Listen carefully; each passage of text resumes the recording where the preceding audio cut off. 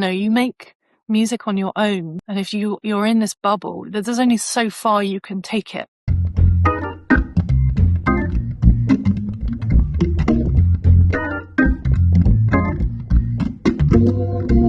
Hello and welcome to the Keyboard Chronicles, a podcast for keyboard players. I'm your host, David Holloway, and I'm thrilled as always to be here with you. I'm super pleased to introduce to you Hazel Mills. Hazel has had such an amazing career to date, collaborating with a range of artists from Goldfrapp to Kylie Minogue, Florence The Machine, and a whole lot more, as you'll hear throughout the interview. She also has her own great Patreon channel where she does some excellent sound creation, education, and so on. Cannot recommend that highly enough. So we delve into all this across this interview, and I hope you enjoy it. And also, if you are enjoying these shows, please consider, if you're watching on YouTube, looking down a little bit and either clicking on the subscribe or join buttons if you'd like some extra perks and join as a member. We've got some things on offer. But otherwise, I'll let you jump into the show, and I'll talk to you at the end of the show. Hazel, I can't thank you enough for joining us. How are you doing? Great, thank you. Thanks so much for having me. No, absolutely our pleasure. I've wanted to speak to you for a while, so no, it's great to have you. I thought we might kick off in a more traditional way, but then I thought we'd work backwards through your career. So I'm just interested what 2025 and the first part of 2026 have been like for Hazel Mills. It's been a busy time. Well, it's been a bit of both very busy and not very busy. It's been like the two extremes. So the first sort of 8 months of 2025, I was almost exclusively on the road, and that was with Kylie.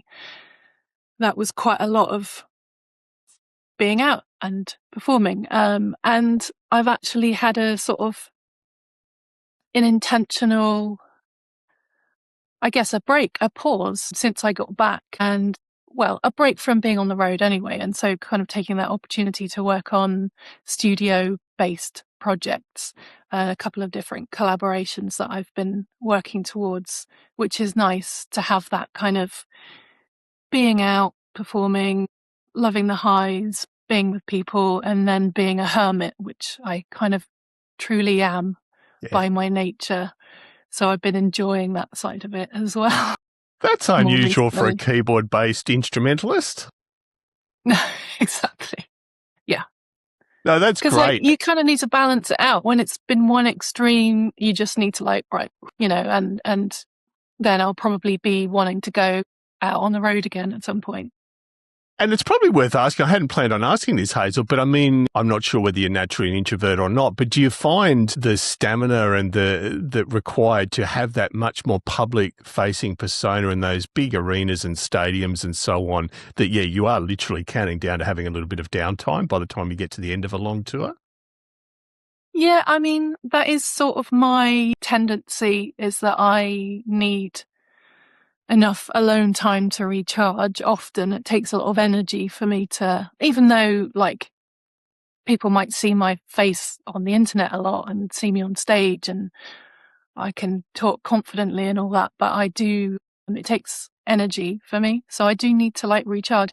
But at the same time, interestingly, I find with those larger gigs where you're in the larger spaces and there's more distance between you and the audience, more distance between you and the other players, that you kind of get that distance at the same time as being in the spotlight. It's very interesting combination. So I find the sort of more intimate gigs take more energy in that respect. Yeah, that makes sense. Absolutely. And so you've mentioned Kylie Minogue. Now, for our Australian listeners and our UK listeners, everyone knows who Kylie Minogue is. There's no doubt about that. I think a number of people around the world do because Kylie tours internationally. So tell us about how that gig came about. And I know we'll go back further through your history, but just tell us about how the gig came about with Kylie and any particular learning curve or preparation you need that might have been different from previous gigs. Well, it came about through, I sort of befriended the musical director, Steve Anderson, who's been working with her for years now, via the internet. he knew of me already from some of the other work that I'd done, particularly with Goldfrapp. And we kind of connected and both said to each other, I would love to work with you one day, FYI. And we both kind of had that hanging in the air for a while. I'm like, yeah, cool, me too. And then I got a phone call from him, or, a message saying, have you got time for a chat? And I was like, cool. Oh yeah, we'll get to work together. It's probably not going to be the Kylie thing though. It's definitely not going to be that. And it was. So yeah, I was delighted to get that phone call. And yeah, it just, in terms of preparation, it wasn't all that different from a lot of gigs that I've done before, because there is a lot in the way of pre-production. Often I'll spend time with the musical director and we'll kind of dissect track. Well, either they will say specifically, I'd like you to cover these parts or this part. You figure out how you get the sounds. And there was a lot of we did a lot of it remotely. So I would design all my patches and sounds and record little snippets and send them over to Steve, and he'd sort of give me a bit of feedback and say, great, that works, or why don't we try a bit more like this. Occasionally it might be more like there are like 20 different keyboard parts in this song. How do we dissect this? And we kind of figure it out together, which parts are sort of to be prioritized and which might work well in the live setting. And did you have some choice over that? Because, obviously a lot of Kylie's, you're right, there are so many different parts. Some would run on track, some would be live. Were you given freedom to choose which ones that tickled your fancy, or it was just what worked best in a live environment for you? Or occasionally I did. I mean, with a lot of them, it was quite obvious which parts needed to be covered live. There was a couple of songs that were maybe newer songs where it was like, you could do that, or you could do this, and then we'd try both, and it would ultimately be the musical director's call, and he'd be like, okay, yeah, I think that works well, so we'll go with that sort of thing. Yeah, no, great. And obviously the rig with Kylie, we're fascinated. We're not a totally gear-focused podcast, but obviously we do like talking a little bit. So what was the rig for Kylie? And I know your UDO Super 6 plays a core role, but just tell us a little bit about the setup there, and you've already talked a little bit about creation of sounds, but how you approached it. So the rig, not too dissimilar to many other rigs I've used before, was like a two-part thing. It was partly the synth that you mentioned.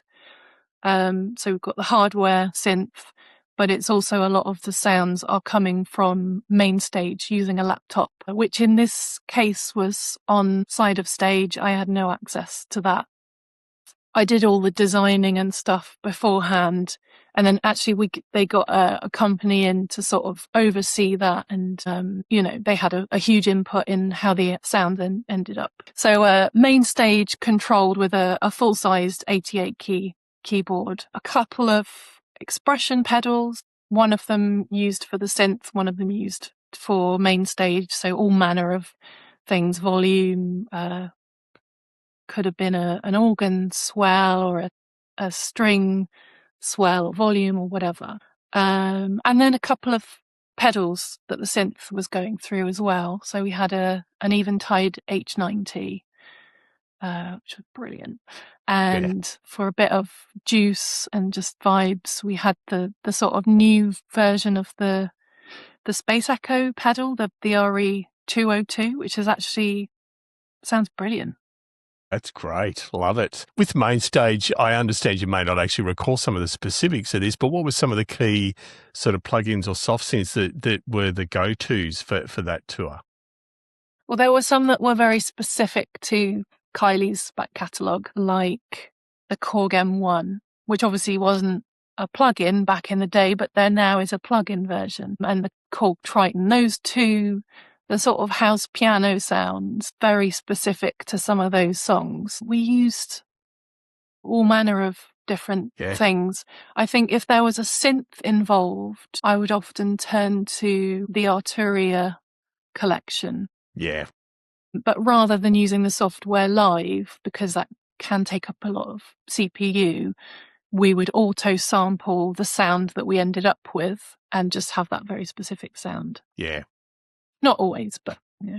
A great approach. And so with the UDO Super 6, was that playing a role? As you said, most of it was coming from Mainstage, but did it play a role in any of the songs itself? I mean, it's a beautiful piece of gear. Yeah, no, the Super 6 sounds are in there a lot. Yeah, but they're all sounds that I built from scratch. So rather than using any presets that the synth had, I tend to prefer building my own. Yes. Because then I know exactly what the components are and how I can tweak that if I need to. Yes. So yeah, but now you say it, the Super 6 did actually occasionally double up as a controller keyboard as well, which was really handy. But yeah, most of the time we're hearing the sounds that come from the synth itself. Yeah. And because of the Super 6's sort of binaural signal path and so on, I mean, it's a gutsy, meaty sort of synth. Did you find and you said you build your sounds from the ground up. Did you have to keep in mind sort of taming the sound to some extent that you weren't too over the top with it? Taming? Maybe. I don't think so, though. No? Okay. I think it seemed to be the right thing for the job a lot of the time. Yeah, right. And occasionally we might actually, I should say that the synth was also going through Mainstage. So we were here, the audio was going through the pedals and into Mainstage. So we could do any additional tweaking, maybe the occasional like EQing. It could get really specific. So, there's a frequency down there that's getting a little bit too excited. Let's just tame that with a simple EQ. So it's not drastically changing the sound, but that was quite useful. And also we used it for sidechain compression, which was actually used quite a lot in terms of, having a pad sound pumping in time with the kick drum. We did that by having it go through Mainstage and having a compressor in there being triggered by the kick. Yeah, and I wanted to ask you a little bit about the sidechain approach. I think you've just explained it beautifully there. So Mainstage, I mean, the reliability of Mainstage is really, really good nowadays, right? It wasn't always the case, but so you never had any issues just with that added layer of complexity with it? No, not to my knowledge. And to be honest, I wasn't overseeing it's not your problem. Side of it in the end whilst performing. I do know of one occasion where, and this is the beauty of having a big production team, we don't just have one rig, one setup. There's a redundancy, a backup.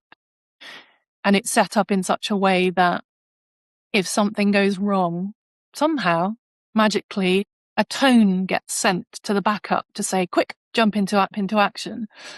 And I believe that happened once, maybe. Yeah, wow, that's pretty good. In the tour, you would not have known. I mean, maybe there might have been a little fragment of a glitch of a gap. But I don't think I noticed. No, it should be an instant thing. Yes. So that was handy. Absolutely. And what was one last question about the Kylie phase? So what was the rehearsal process in the lead up to those first live shows? We had a small little block of rehearsals in London. It's mostly an English band, entirely English band. Unless I've forgotten someone. No. Well, and Welsh, but, from over this way. So we did a little stint of rehearsals in the UK, like 5 days in London. And then we did a huge block. We went over to Melbourne, which was did we start the tour there? Maybe we didn't start it there, but we did a 3-week block of rehearsals there before then starting the Australian leg of the tour. Great. And I mean, Kylie herself as a band leader, I mean, as you mentioned, you've got a great musical director. So how involved was she in the rehearsals? I assume you guys are obviously doing, like the band were doing a lot of rehearsals and then I know there's a lot of choreography as well. How intensive was that final stage of rehearsals where you're all there and the choreography and so on? It was amazing. Yeah. Yeah, because I mean, she was with us much of the time, just she wasn't with us in London, I guess for practical reasons. Yeah. And, we still had a bit of sort of pre-production stuff to do. I don't remember exactly what point we all came together because we were basically in the same building and the dancers were rehearsing in another space and we were in our space. So Kylie could kind of go between rooms and do the choreography work and then come back to us and then eventually we all came together in the same room and that was pretty epic for me because although I have worked with dancers before, not to the same scale. Scale, yeah. And so I'm there like trying to concentrate on playing my parts, but being like, whoa, this is incredible. What they were doing was amazing. And just experiencing that in the room for the first time, just the whole thing starting to come together was quite special. Yeah, absolutely. No, thank you for that. That's really appreciated. As I said at the start, particularly UK people and Aussie people know Kylie, and she's a revered and loved figure. So it's great to talk a little bit about that. I thought we might go off on a whole different tangent, and please correct me if I get any of this chronology wrong, Hazel, but I know you worked as a touring musician during 2023 for Christine and the Queens. Tell us a little bit about that time. Yeah. That was great. It was quite brief because I sort of came in partway through a tour. It was really interesting because I was already a fan of Christine and the Queens and had come across his work before, met him before when I was touring with Florence, and they were supporting us for a small part of the tour, the American tour, I think. But then to come to be involved on that particular tour was interesting because it was very different.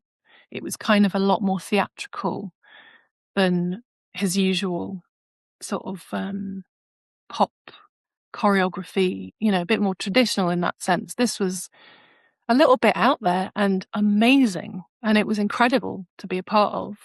So yeah. And what sort of playing was required of you on that tour that may have been different from other gigs? The playing side was probably not that different. Okay. There were elements of sort of theatrical elements that I haven't done for a while, although some people may not know this about me, but I was involved in theatre quite a lot in my teens and actually wanted to pursue that as a career for a short while. So it was nice to just go back to that a little bit, you know, things like we'd put on masks and like simple choreography to go along with it. And then I'd have a little moment with the singer at the front where he'd kind of act around me and I would respond silently. But for me, that was like dipping back into something I'd already done in the past, and it was quite a nostalgic thing for me. Yeah. Yeah. And when you say, those years ago, you were interested in exploring, you're talking about from an acting viewpoint or a musical viewpoint or both? As an actor, I wanted to act. Yeah. But interesting, I feel like maybe I have been acting in a way and maybe that tour reminded me of the fact that when you're performing, well, maybe not everyone, but when I'm performing, I'm certainly not myself. I'm a version of myself, perhaps. And in a way that is acting. But so presenting this other character, maybe more enhanced character, was probably what I wanted to do when I thought I wanted to act and ended up still carrying on doing as a musician anyway.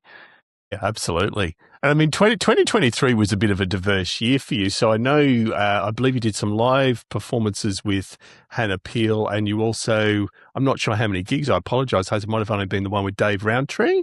Tell us a little about some of the other stuff you got up to there. It sounds like it was a busy year. My gosh, now you're testing my memory. Testing your knowledge, yeah. I did one show with her for that, which was really fun. If I can remember it, I'll tell you about it. But that's okay. It was quite fun because it was just the two of us, and we both had our kind of gear heavy rigs. I had a couple of synths. She had, I think, a synth and a sampler maybe, and we were performing some of her work from her latest album at the time. It was a lot of fun. Yeah, Great. But it was very brief. So, but yes. the Dave Rowntree gig you brought up, that's maybe one of my favourite gigs that I've done, tours. I think it's very special when you get to do music that you love and fun gigs, but also that you're kind of feeling as though you're part of a family and that everyone is just really lovely. And that was one of those things. Dave is just such a lovely guy, really funny.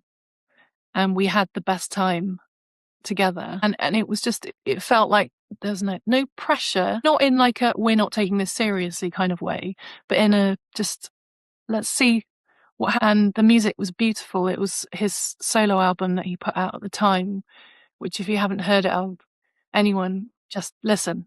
Yeah, it's beautiful. Yeah, it was just a lovely time. And so you've raised another point, a great point, Hazel. So you've mentioned that it felt like being part of a family. You've been part of a lot of touring groups. What do you think are the key to success of any touring group feeling included and it working well? I understand there's a whole range of factors, but just in your experience, what have been the sort of key factors you go, okay, this is what helps make it work so well on tour? Because as you know better than I do, it's an incredibly arduous process. It's hard work. So what makes it work well? Yeah, I think remembering that it is a shared experience. Well, I would say that in life in general. You can't go wrong if you just remember that. So being respectful of personal space, and not just physically, but just the way you might behave around people. And yeah, there's this Korean philosophy concept called nunchi, which I learned about a few years back, and I just keep coming back to it. And it is essentially, in a nutshell, it's reading the room. So barging into a space with your energy, forcing your energy on it, and just go into a space and observe, figure out what's going on. Do you need to sit back, or if you're in a conversation, rather than just barging in with your thoughts, take in everything else that's going on.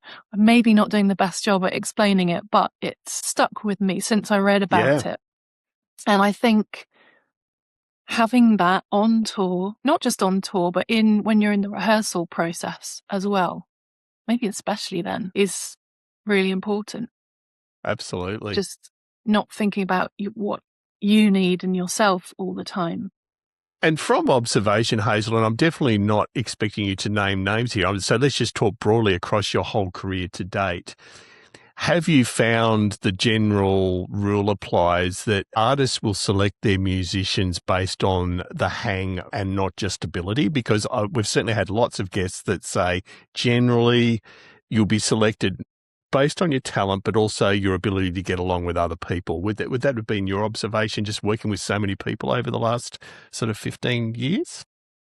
Yeah, without a doubt. It's probably at least 50% of the reason to want to work with someone. For example, before I first worked with Goldfrapp, Alison wanted to meet up for a coffee just to hang out. And I don't think she asked me about musical experiences, it wasn't like an interview in that sense. We just hung out, had a chat, talked about our favourite horror films, and that to her was really important to see. I don't know if this is a sweeping statement, but a lot of artistic people can be very, sensitive people and vulnerable to different people's energies, and not want to be too overwhelmed by that. I certainly feel that way. So I can understand why people would, an artist might feel that that's a priority. Yeah. But I guess maybe on the flip side, you might get to a certain point where you start to trust the people around you who are hiring the band to know, because I didn't meet Kylie before. Yeah. They decided I was going to be in the band. Maybe she might have seen me on the internet or something like that and gone, yeah, cool. But I think she really trusts Steve, the MD, That's right. 100% to know who the kind of people that she gets on with. So on that occasion, although it was a kind of an anomaly, there was probably still a huge amount of, personality being quite important. Absolutely. No, great insights there. Thank you. And just while I know we're slowly working our way back because there's so much to cover, and I apologise, but the Will Gregory Moog Ensemble, sorry, right back to a child, I've called it Moog, and I know it's Moog, and I just default to that. So the Will Gregory Moog Ensemble, tell us about your involvement with that. And I understand there's the Goldfrapp link there, but that's an amazing ensemble. Yeah, I actually started working in the Moog Ensemble. I'm the same, by the way. Most people in England say Moog, but I've been very mindful of trying to correct. Yes. Although I think it's neither. I think it's actually some kind of combination of the two. Really? From what I've That's heard, interesting. like I'll have to Merv look or into something. that. Yeah, I could be wrong. Apologies if I am. Yeah, I actually started working in the Moog Ensemble before I did Goldfrapp. So I already knew Will, and he was the reason that I worked with Goldfrapp. So yeah, and I think that came about because of just being in the sort of Bristol, Bath, West Country of England, that kind of concentrated area of like art pocket, just knowing some of the same people. So Adrian Utley, who's the guitar player from Portishead, I already knew him. So it must, if I'm remembering correctly, I think it was him that put me forward for it. Yeah, it's an amazing gig to do. And then I think we're still doing bits and bobs. It's very spread out, but out of it. Yeah, no, absolutely. Tell us a little bit about how, I mean, it is very different to some of your other gigs. So tell us about, from a keyboard viewpoint, what you bring into that gig and your approach. It's unlike any other gig I've done, really, because for those that might not be aware, it's basically an ensemble of analogue synths. So there'll be 10 or 11 people, each with a synth, and playing ensemble music, chamber music, and that could be like traditional classical music in the same way that Wendy Carlos did with her switched on Bach thing. But it might be more contemporary stuff, or even, pieces that have been composed by people within the group, or film scores, which is one of my favourite parts of it. So we get to do things like John Carpenter and Vangelis. And, well, in fact, we did a whole tour with a very kind of reduced version of the group in Australia. Reduced because it's quite a lot of people to fly over. Yes. And we did that with the Australian Chamber Orchestra. And it was like we did a load of synth-based film scores with them. It was really fun. Yeah, I missed that. I missed out on tickets that hard, so I was devastated at the time. No, that's a great, and you just raised the chamber music too. It probably is. I'm going to jump back now a little bit to your musical childhood. So this is probably the good juncture to talk about your actual musical upbringing and your initial training in music, because I think it's very pertinent to that and also the other parts we're about to cover. So tell us a little bit about that. Yeah, well, my upbringing initially was classical. So I started learning the piano at age 6 and played classical music and did the sort of classical grades. But I'm not doing that now because, well, it sort of, I think I am in a way, because I'm still bringing it into what I do. And obviously the gig that you just mentioned, we're playing classical music, but it's in a slightly different context. But I, always have loved popular music or pop music from a young age as well. And they're kind of like simultaneous paths that have been side by side. And eventually I guess I just went and put the two together, along with some more avant-garde stuff that I found along the way. But yeah, so my background was classical. I have that kind of still within me, but it's not what leads my musical path these days. Absolutely. And one of the reasons I've asked that question, aside from context, is I'm really keen for you, before we go back too much further, talking about the fact you do some education yourself, and you obviously also have your own amazing Patreon channel. Just tell us a little bit about your own creative process and doing that on top of what is already a busy schedule. Yeah. So when you say, like, when I write my own music, well, I also feel free to cover your own releases as well. Yeah. So I'd be keen to hear about your sort of album releases and EP releases as well, but also just your Patreon channel I know is popular, and do some great sort of education and talk about sound design and stuff on that as well.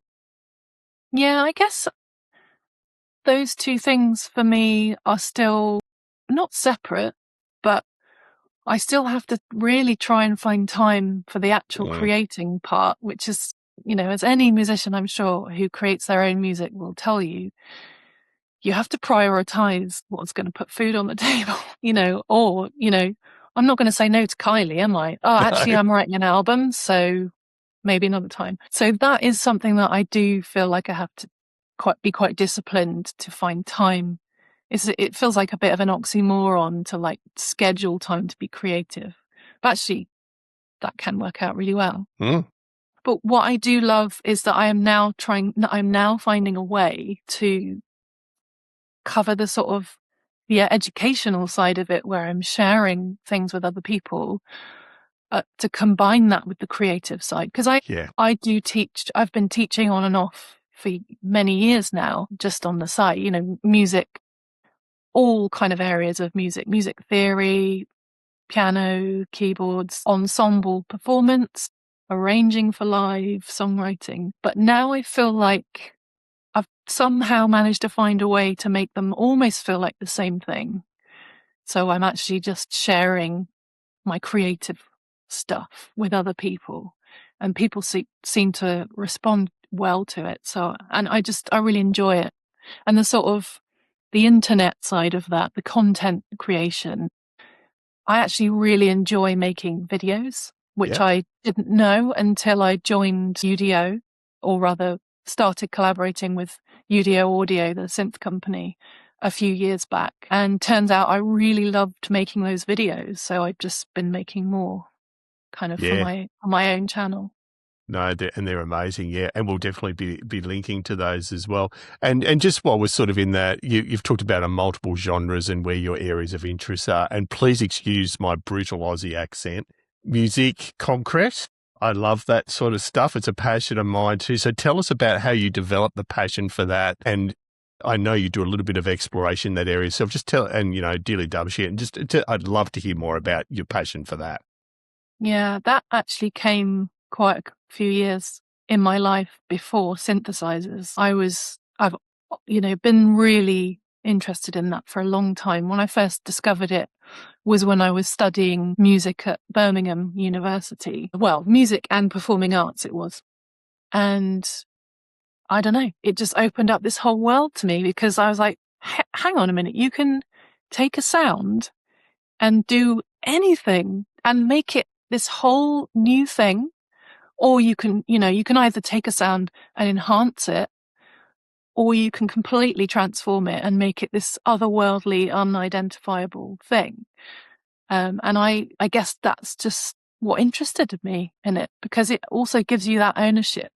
I think that's something that over the years I've just really loved doing, is starting from a really simple element, whether that's a sine wave or an oscillator or a sawtooth, or the sample or a recording of an everyday sound, and sculpting it and enhancing it and layering it, that side of things I absolutely love. And you'll find it everywhere, from the Musique Concrète movement to also Steve Reich, American minimalist, all the way up to hip hop and found sound beats, and it's everywhere. It's everywhere now. Do you find you're out capturing sounds, Hazel? So particularly on tour, I know time is limited, but when you do have an odd hour or two and you are out exploring, are you the sort of person that's bringing and recording stuff, or that's probably for other times? No, 100%. And you've reminded me that I need to go through a lot of things I've recorded on tour and forgotten about, because there's some absolute gems.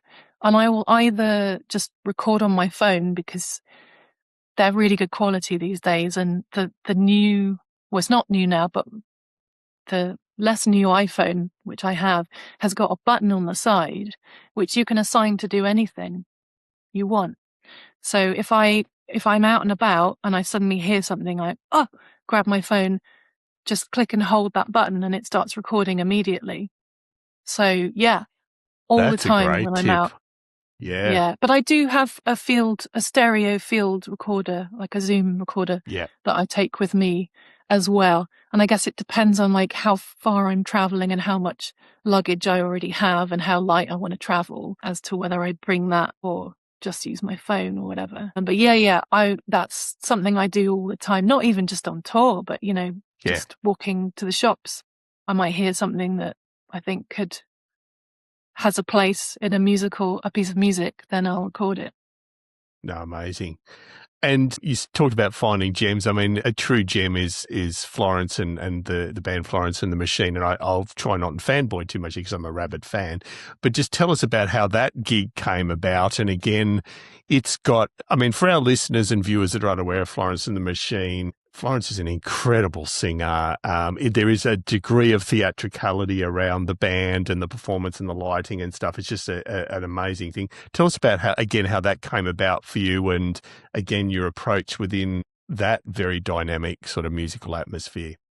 Yeah, very theatrical. I didn't really think about that. It's a really good point. How did it come about? Well, again, like really organically, everything I've done has just kind of happened really naturally. The person who was MDing, who was musical director at the time, I already knew and had worked with because he occasionally played guitar with Goldfrapp. Yeah, he called me up and it went from there. It was an audition process, though, I seem to remember a little while ago now. Do you recall what the audition was, Hazel? What was required of you? I learned a few specific songs. And Florence was there for the audition. So I think we must have played together a few songs. One of my memories from that day was, this is in no way relevant musically, but I just remember it, that as soon as she came in, I was already there sitting at the piano, and she kind of yelped and said, "Yay!" She was really excited. And she even tried to get me to cut a fringe to match hers, just to confuse the audience even further, because, this isn't even, anyway, I used to go on stage first. Whenever we'd start the gig, it was me going on stage first. And of course, everyone had screamed. They all thought I was Florence, and so they'd start screaming, and then the minute they realised it was me, they're like, "Oh, okay, never mind, whatever." Well, that's also the lot of a keyboard player, as you know, Hazel. Everyone's always disappointed. Oh, it's just the keyboard player. Oh, it's just, never mind. But she thought that was hilarious. She was like, "Brilliant, let's make you look more like me." Yeah, quite funny. But yeah, the audition was quite, I don't know, nothing unordinary to me. We just played some songs and had a chat, had a kind of a nice, it felt quite informal. Yeah. Well, not informal, just not formal.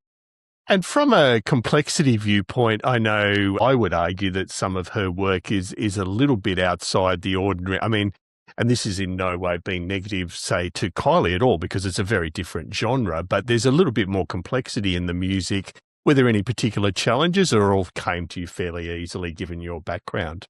I don't know if I'd call them challenges, but perhaps because the way that some of the songs are layered in this really textural way, there was just a process that came along with that, where I'd look at a few different parts and figure out how I could combine those things and turn them into a one-person part. And what about those sounds stand out so much that they need to be a part that is played by a person? So I guess it's a similar process really with any job, but I think that was a notable difference in the way that even things like what you might hear as a piano part on the record was actually 2 or 3 pianos layered on top of each other. And it's like, oh yeah, that makes so much sense. That's why it has that particular sound. So we'd sort of think about how we could layer the sounds. In terms of, challenges, I think that might have been, it's hard to remember. A while ago now. Yeah, it is a while ago, yeah. And do you recall when you were with Florence, did you tour Australia at that stage? Yes, we did. Yeah. So I have had the pleasure of seeing you play live, because I've been to her, around that time I went to her tour. It was amazing. So, yeah. And then, all right, we'll take a further jump back to Birdy, which I know is another collaboration that you undertook as both the keyboards, and I think you did quite a bit of backing vocals around that. So tell us a little bit about that era. It's going to get harder as you go further back. No. Good. Well, this one's quite easy to talk about because it is another one of my absolute favourite tours that I've done. I guess for a combination of reasons, it was actually my first pop tour. It was the first time I'd really experienced that kind of touring, the tour bus thing. And, I'd done touring before that, but it was maybe slightly more theatre stuff. So there was that. So it was all new and exciting. But also, again, it's that kind of family feel where everyone gets on really well. So we're just there having a lovely time. But also, like with pop music, one of the challenges, I think, is to have it come across live in a way that isn't too, like, you can have a lot of playback, which is really normal and cool. But I guess it's how you implement that and how you incorporate it to make it still feel live. And the Birdy show, there was no playback whatsoever. Yeah. And so for that reason, it felt just that little bit more like we're a group of musicians playing in a room together. And even when there was like use of maybe long samples or something, which either came from the drummer triggering it on a pad or from me on the keys, we were very much having to listen to each other for that to kind of work. And the tempo was therefore, there was push and pull in all the right places, and we very much felt connected. And maybe that's why we felt more connected as people, because we were also musically much more connected. And generally actually just to get to sing with Birdy was just such a joy, and generally play with her. But our voices together, it felt really quite natural, and I really enjoyed that side of it as well. And on that tour, Hazel, I know Birdy's, a great pianist herself, so she was obviously playing on a number of songs as well. She was playing piano on most of the songs. Yeah. Occasionally she would get up and play guitar. Yeah. And for those ones, I would play piano. So for the ones where she was playing piano, I would cover all manner of sounds. And actually, that's maybe one of the most intricate parts for me in terms of Mainstage programming and like how many different elements there were within the parts that I was playing. So I did a lot of sort of clever trickery and trying to figure out like, where can I place this sample so that when I play this musical part, it will happen at the right time. And then I would have to mute and unmute parts as I went along. And that was actually really fun to do. But in the end, I managed to do it in a way that didn't disrupt the musical performance. So it wasn't like, I have to push a load of buttons. So so I was covering things like strings, synths. I had a synth as well as the controller keyboard, all kinds of like vocal samples, plinky, plucked instruments, all sorts of things. No, great. And we'll definitely be linking to some good videos of that era as well. And then, I mean, you've mentioned theatre a few times, and I know you did some great work. I think it was around 2014 with the Paper Cinema, so the Illustrated Theatre Company, and performed the score live, including, I think, in places like Indonesia. Just tell us a little bit about that, because that sounds like an amazing experience as well. It was one of the most special times. It was, we went all over the world, and this company, to this day, I think are quite unique. And if I were to describe it, I think initially I could liken it to maybe shadow puppetry with live music. But it's not that. What it is so it's basically all these ink pen illustrations, beautiful illustrations that come from one artist, Nick Rawling. And what they do is they turn these illustrations into various puppets and pieces of scenery, which they hold and manipulate in front of a camera, and it's live projected onto a big screen. So it's essentially a live silent film made in front of you from scratch in terms of what you're seeing visually, but also sonically, sound effects and Foley and the music as well. So that, such an amazing time. And, we went, was it 2014? I guess it was. That was the year that we took it around the world. We were doing a production of their rendition of Homer's Odyssey, which they'd already been doing for like a year or so before I joined. But so we went to like Brazil, Indonesia, Malaysia, China, New Zealand. That was amazing. Anyway, Everyone loves New Zealand, and was... rightly so. It's a beautiful country. Yeah. No, that's That was great. Thank you. incredible. Yeah, I'm assuming you have a burning desire in the whole theatre or film or TV composition scoring sort of side of things. Is that sort of something you'd like to do a lot more of in the future? I think it is, but it's never been a burning desire. It seems to have crept up on me. It's becoming a desire. Okay. And I think maybe like the rest of my career, it's all happened so organically that it just so happens that the music that I'm writing, well, not all of it, but, a lot of it is kind of film friendly, I think, and could have its place in that world. And I am starting to explore that behind the scenes without giving too much away. Yeah. Yeah.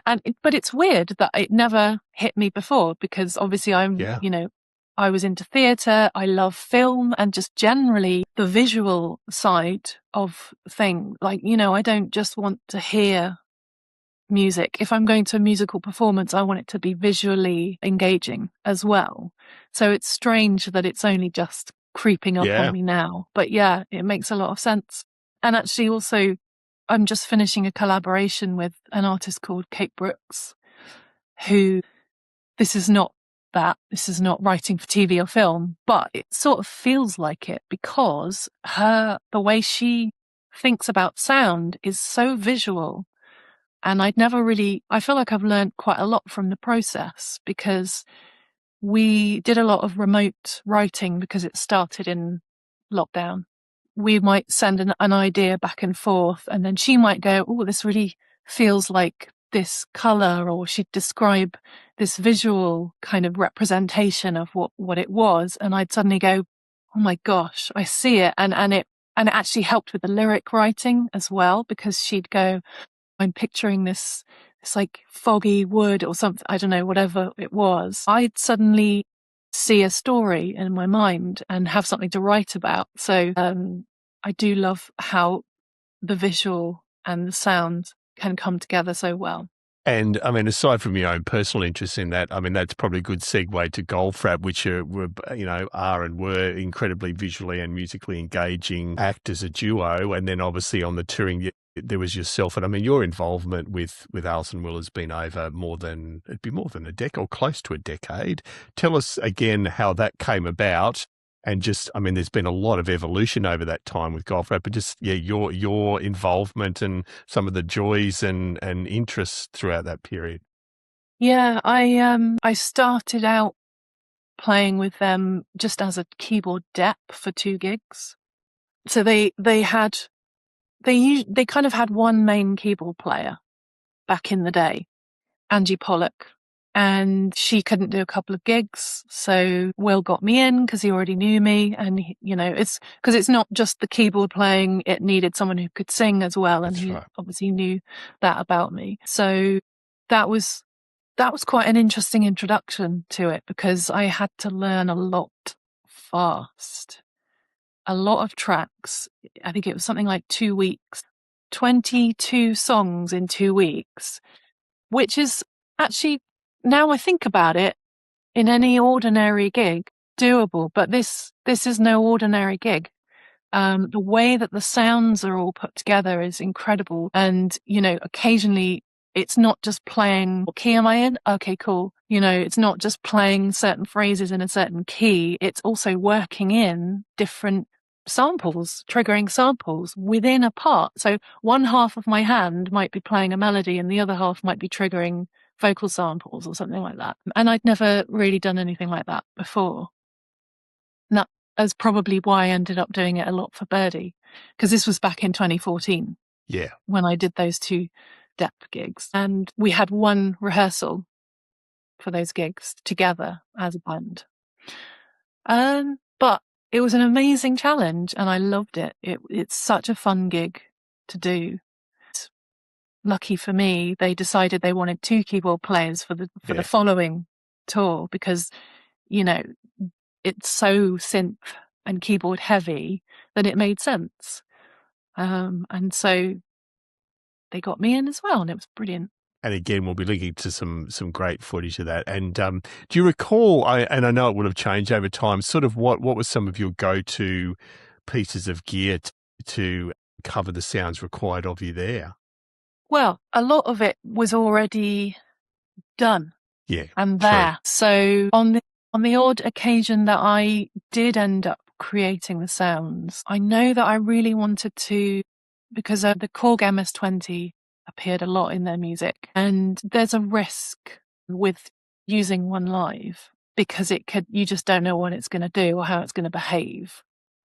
So I do seem to remember trying to figure out how to either sample one so that I could use that sample as an instrument, or trying to track down a plug-in version of one. And I don't really remember what we did in the end, but yeah, I think it's similar with all of my jobs really. It will be a combination of either sampling straight from the stems on the record and turning that into an instrument, if it's a very specific sound and it's like, well, that is the sound there's no other way to get it. Or it would be auto sampling a plugin of that specific synth, if possible. Yeah. And if not, I would just listen to the sound and go, okay, what components make that sound? What kind of waveform is being used? Is there any modulation on it? How do I recreate that? And before we move on to some of our more standard questions, Hazel, I'm going to throw one at you from the dim, deep past. Well, it's not that. It's only a little bit over 10 years ago. Adding Machine, so a punk band. That's certainly another part. So tell us about that and your role there. Well, Adding Machine came out of, this is my old band from many years ago. That came out of me as a solo artist doing my own music. So when I was much younger, I was writing and briefly releasing my own music. And as that carried on, I ended up working with a particular group of people who would play with me live and in the studio as well. And we got to a certain point where we were like, this is kind of becoming a bit of a collaboration, really. It's more like a band than it is an artist thing. So we went through a bit of a transition, and that was where we ended up. We were kind of combining John Carpenter synths with Liz Fraser vocals and a bit of Susie Sue. Some kind of like krauty Silver Apples psychedelia, and the most incredible guitar sounds, like really Curie, but also a bit post-rock guitar sounds. Put all that together, and that's what we were. We didn't officially release any music, but there's a couple. Well, we did kind of self-release a couple of tracks, which you can still listen to, I think, on Bandcamp, possibly. I'll be looking them up. And I listen back to those songs. I'm like, yes, that was so good. I still want to be making music like that, because it was just unapologetic, and it was a collaboration. I think that's it. You make music on your own, and if you're in this bubble, there's only so far you can take it within your own remit and your own imagination and your own creative tendencies. And that's maybe one reason why that was so exciting to me. Yeah. And I mean, it's obvious from a number of the projects you've mentioned that you do like collaboration. So I'm interested. I mean, you're obviously relatively early in your career. You've got many, hopefully more years and decades of a career to go. No one has a crystal ball, but what do you think the next 10 years of Hazel Mills' musical life looks like? Yeah. What does it look like? Well, you know what, to an extent, this might sound a bit depressing, but this might be guided a bit by what the music industry is going to end up being like, because people are asking me a lot if I'm going to be playing live, like my own material live. Yeah. And I would love to, but at the moment it's not really feasible. And I would love for it to be more feasible so that I can go out and do that. I think getting in the studio more, because I do play as a session player, I mean, as well as my own music, but obviously I'm most known for my live session work, but I do also work in studio. So I think, and for the reason that as much as I love to travel. I love touring. I also love not doing that. Yeah, that's right. I love to be home, and I love, yeah. So I think more studio based stuff, and that's with other people, collaborations, my own stuff. More of that would be great. Yeah. But yeah, playing live as well. Yeah. That's quite vague, isn't it? But no, but well, as you said, no one's got a crystal ball, so it's and the music yeah. industry, as you know, has never been more challenging, and appears it'll become even worse in that respect. But fingers crossed. And I'm obviously, one of our common questions, Hazel, we do ask every guest, have they got a notable train wreck that they can hopefully look back upon and laugh about? So where something's gone spectacularly wrong on stage. Well, there's two that come to mind. So I guess it depends. Do you want to hear both? Or yeah, absolutely. People love these stories, as do one I. Is like, well, one is more maybe boring because it's gear failure, but it was more when it happened that it was scary. That's okay. And the other one's a bit more interesting. But I was playing with Goldfrapp, and we were playing Glastonbury, which was being televised. We were just about to get on stage, and we were told, nope, stop. The entire keyboard rig has died. So just hold fire. And I think we were about 20 minutes delayed while people were like, okay, let's get this sorted. No problem. We can do this. Managed to get it up and running again mostly, but there were elements of my rig that still didn't want to start working again. So I had to, I didn't have any working sustain pedals, for example. So I had to slightly tweak what I was doing. And I think the only reason that was such a disaster was really because of the gig that it was. Typical, it was televised. It's only what, 80, is it how many people, Glastonbury's sort of 80 to 100,000 people, isn't it?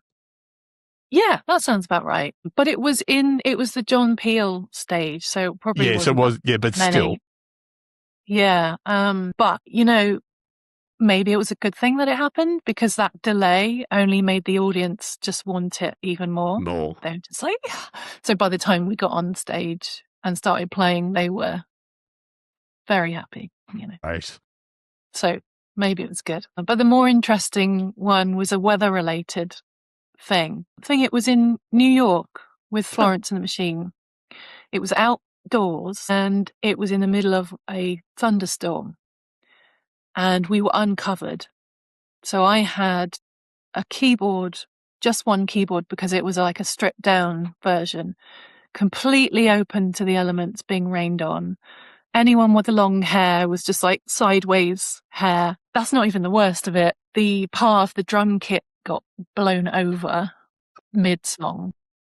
No. But the slightly cool bit, although not so cool for the harp player because he really had to hang on tight, was that the wind was essentially playing the harp as it was blowing through the strings. So what the hell is that noise? What is something feeding back? No, it was just the wind was joining in, basically. So in a way that was like disaster, but also really kind of thrilling and exciting. Yeah, absolutely. Amazing. Thank you for that. That's really great. And then probably the dreaded last question, Hazel, the Desert Island disc. So if you had to choose 5 albums to take to a desert island, what would they be? That's so hard, isn't it? Okay. Thriller. Nice. Because I have to say an MJ one. That's a difficult one because I think I listened to growing up Dangerous. Yeah. And maybe History just as much as I did Thriller. But Thriller's just a bit more iconic. So a lot of music that I turn to for comfort is not necessarily music that you think I would like or that sounds like what I do. But Crosby, Stills and Nash, their album Crosby, Stills and Nash, is something I turn to very frequently and I think would be a huge comfort for me. And it might be to do with all, I'm such a sucker for harmony, vocal harmonies, 3-4 part harmony I love. And they were so good at it. It's so beautiful. So yeah, that one, that's just 2. Oh my God. So there's more recently, there's one that I turn to often by an artist called Serpent with Feet. And the album is called Deacon. It's kind of this really gentle urban R&B kind of thing with lots of beautiful vocal layers and kind of quite simple beats. It's very kind of intimate sounding, close, soft vocal.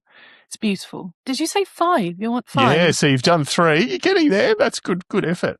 So, okay, here's another slightly more recent one. This is by Hayden Thorpe, who was in a band called Wild Beasts, UK based, and he did a solo record that was very piano heavy, but also had a lot of synths on it. So beautiful. That will be a huge comfort to me, I think. I think the last one would be, and this is more of like a practical thing for me, because this is an album that I listen to now, like when I'm flying or in a situation where I might need to calm my nerves. And that is Brian Eno's Music for Airports. Yeah. It's become a bit of a staple for me. By the power of association now, as soon as I hear the first few notes, I'm like, okay, all right, okay. I can do anything. Album. So I guess I have to say that.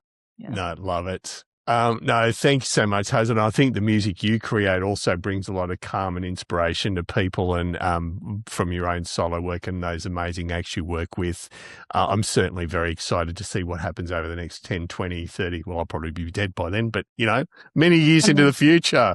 I can't wait to see what you do, and I can't thank you enough for taking the time. And I do, again, mention to our listeners and viewers, and we'll link to Hazel's Patreon and some of the amazing content she creates. It is well and truly worth the price of admission, to say the least. So you can't thank you enough for taking the time again, Hazel. Thank you so much. I just love chatting about music. So yeah, had a lovely time. Thank you.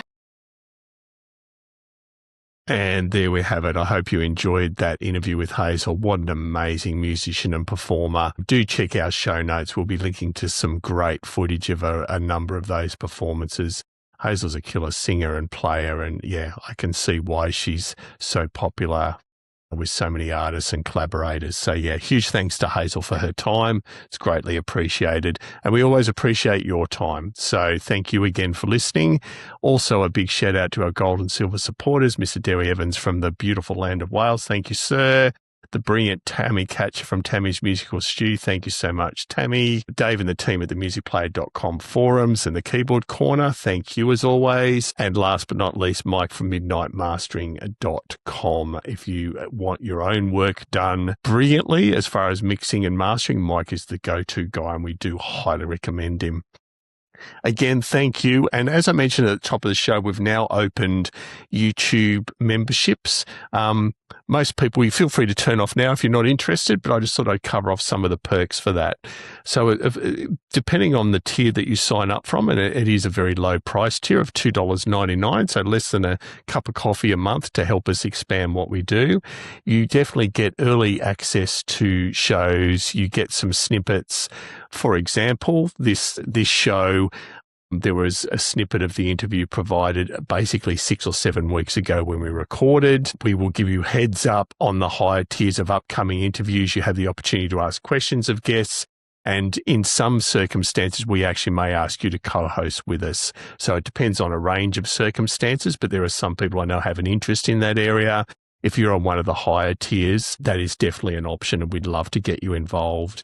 There are members-only posts. We're going to do more live streams anyway, so everyone, whether you sign up or not, will have access to more live streams. It's something we get constant feedback that people like, and so we're going to aim for every couple of weeks doing a live stream, but there will be some members-only live streams as well.